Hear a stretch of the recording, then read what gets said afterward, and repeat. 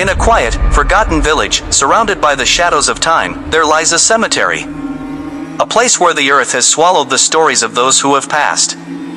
But in the dead of night, the cemetery is far from peaceful. It's a place where whispers echo through the tombstones, where the very air seems thick with the weight of the past. And for Rajan, a man who worked the night shift there, the silence would soon turn into something far more terrifying. Rajan was a practical man. He never believed in the supernatural. The stories the villagers told about the cemetery were just that, stories.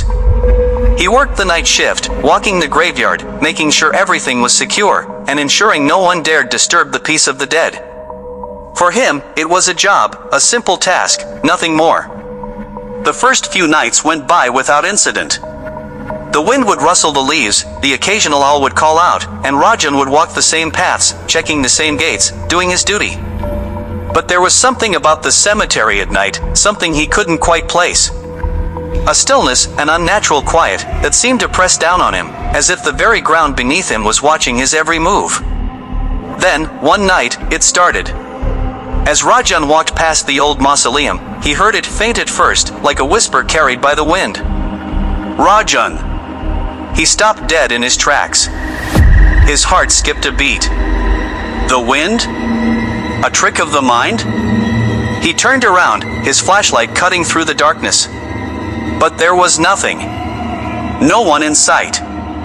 Only the graves, standing silent under the moonlight.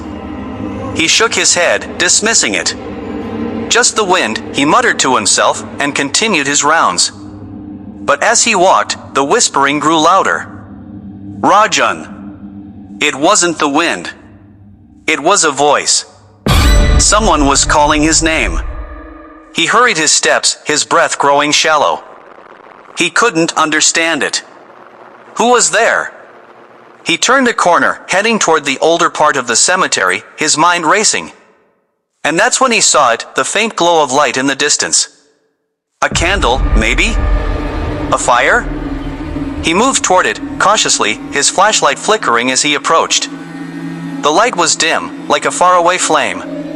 But as Rajan drew closer, the light disappeared. Just like that. Vanished into the night air, leaving no trace behind. Confused, Rajan searched the area. No fire. No candle. Just the cold silence of the graveyard. He felt uneasy, the hairs on the back of his neck standing up. He didn't believe in ghosts, but something about this place, this night, made him question everything. The following night, the cemetery seemed even darker. The shadows deeper. Rajan walked the same paths, the same gates. But this time, he couldn't shake the feeling that he was being watched. The air was thick with a sense of dread, a heaviness that weighed on his chest. And then, as he passed beneath a large oak tree, he saw her. A figure in white, standing motionless beneath the tree. Her long hair hung down her back, and her white dress fluttered in the wind, but she didn't move.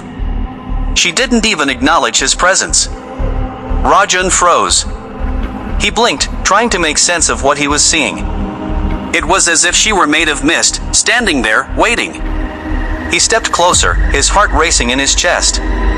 "Excuse me," he called out, his voice trembling. "Are you all right?" No response. She stood there, silent, her back turned to him. Slowly, Rajan took a step closer, his breath caught in his throat. And then, just as quickly as she had appeared, she vanished. Gone. Like smoke in the wind. Rajan stood frozen in place, his flashlight shaking in his hand. He turned around, but the cemetery was still. Empty. The woman in white was gone. He took a step back, trying to make sense of what he had just witnessed. Was it a hallucination? Was his mind playing tricks on him? He didn't know. But something had changed. Something in the air. He felt it, something was different. And it wasn't over. The next few nights, the strange occurrences became more frequent. The whispering. The flickering light. And then, one night, as Rajan walked past an old, neglected gravestone, he heard it, a sound unlike any other. A soft, mournful crying. It filled the air, echoed through the tombstones, and reached deep into his chest. He followed the sound, his steps slow and hesitant. As he approached a small, forgotten corner of the cemetery, he saw her again, the woman in white. But this time, she wasn't standing. She was sitting on the ground, her knees drawn up to her chest, her head buried in her hands. She was crying. Her sobs were deep, heart-wrenching. Rajan couldn't move. He was paralyzed by the sorrow in her cries. He had to speak to her. He had to know who she was. "Who are you?" he called softly, his voice trembling.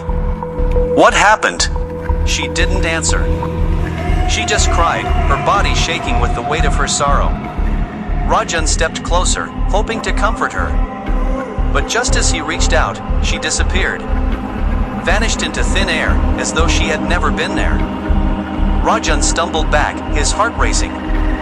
He stood alone in the dark cemetery, the woman gone, but her cries still echoing in his ears. And that was the moment he knew. The moment he realized the stories were true. The cemetery was not just a place of rest. It was a place where the dead didn't rest. It was a place where the souls of the past lingered, trapped in the shadows, waiting for something. Or someone.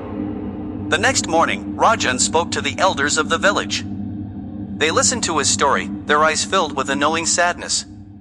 They told him the tale of the woman in white. A woman who had been murdered many years ago, her life stolen away before her time. Her spirit was bound to the cemetery, forever searching for peace that she could never find. "She's not the only one," one of the elders said softly. "There are many who never left. Their souls are trapped here, waiting for someone to hear their story." Rajan left the cemetery that day, never to return. But he couldn't shake the feeling that he hadn't truly left. That the cemetery, with its whispering winds and restless spirits, had claimed a piece of him. And so, the woman in white remains, her sorrow filling the air every night, as the cemetery continues to haunt the village, a place where the living can never escape the past.